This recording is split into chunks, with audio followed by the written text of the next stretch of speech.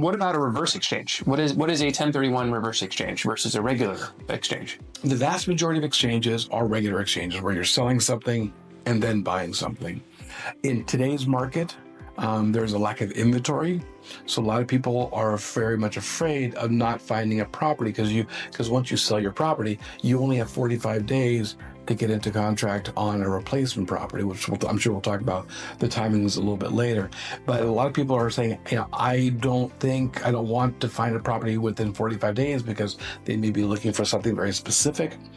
And so a lot of people will do what's called a reverse exchange. A reverse exchange is exactly what it sounds like. You're buying first and then selling.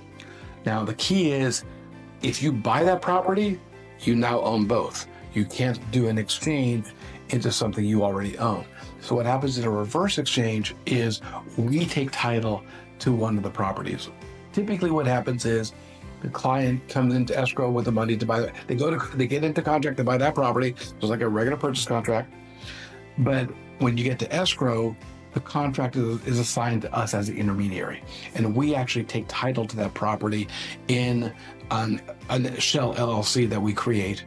And then while we're on title, we lease the property back to the client, but now the client has 6 months to sell their property.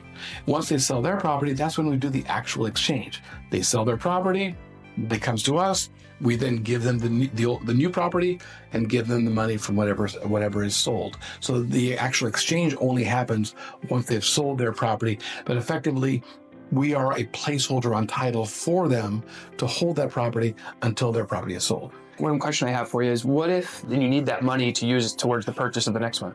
Then you got a problem. Reverse exchanges are really easy if you have the cash to buy the property.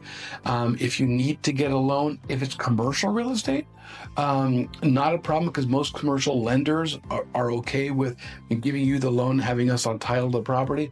But if it's a residential property, it's very difficult to get a lender who's going to play ball on that. So if you need to get a loan and you can't access the money from another source, like maybe borrowing against your primary residence or borrowing against other assets, you probably have to get what's called a bridge loan, which is a more expensive temporary loan that will basically be there until you're able to sell your property.